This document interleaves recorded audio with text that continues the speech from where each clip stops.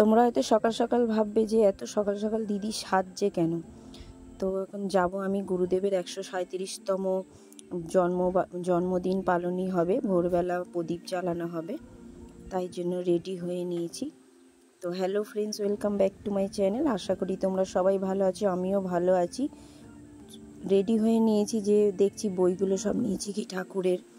তো মন্দিরে যেতে হবে, অনেকটাই ভোর রাত্রির, এখন বাজে 4:30, আর বেরিয়ে পড়েছি। অন্ধকার তো, জুতোটা বার করছি, তাই ভাবছি দেখতে পাবো কি। আর বাইরে প্রচুর বৃষ্টিও পড়ছিল, আজকে 3 দিন ধরে খুব বৃষ্টি হচ্ছে। আর বাইরে দেখো, এটা বাজে 4:30, তখন এত অন্ধকার আর বৃষ্টি পড়ছে অনবরত। মন্দিরের গেটের সামনে চলেই এসেছি প্রায়। গেটটা দেখো, জন্মদিন বলে কি সুন্দর সাজানো হয়েছে, তাই না?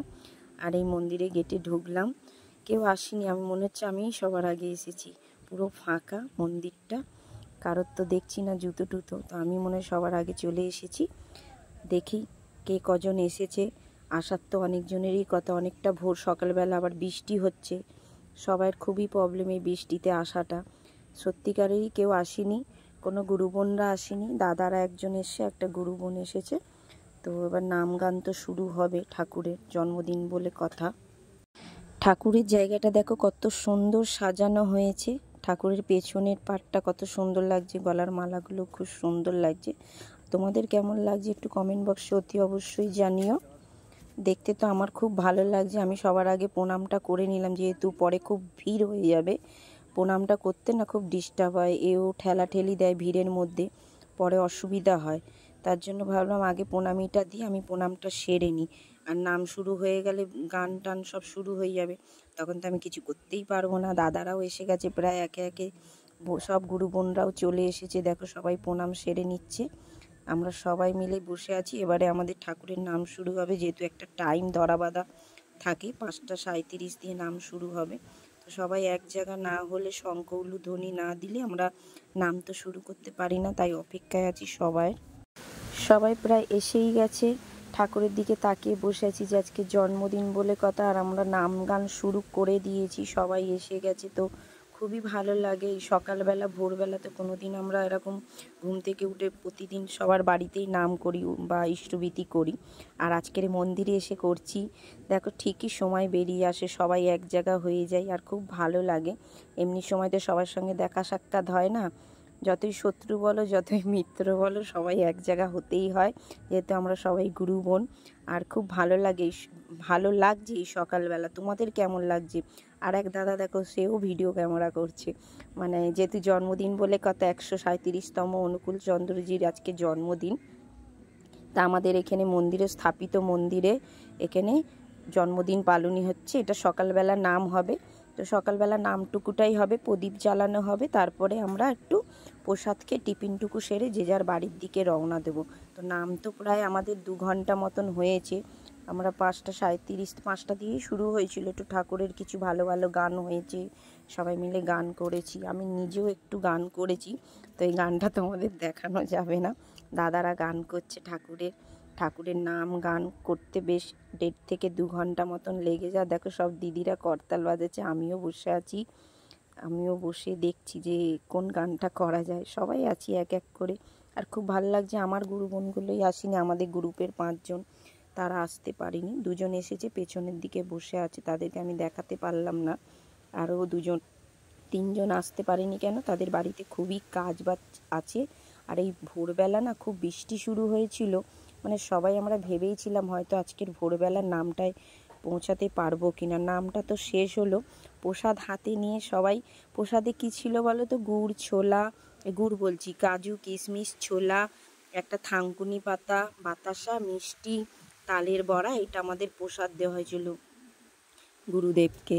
আর সবাই দেখে একে একে সবাই কিন্তু প্রসাদ নিচ্ছে, আর একদল কিন্তু সবজি কাটতে ব্যস্ত হয়ে গেছে। কিছু লোক প্রসাদ খাচ্ছে, কিছু লোক কাজ করছে, যেহেতু দুপুরবেলা আবার ভান্ডারা আছে, সবাই প্রসাদ খেতে যাবে।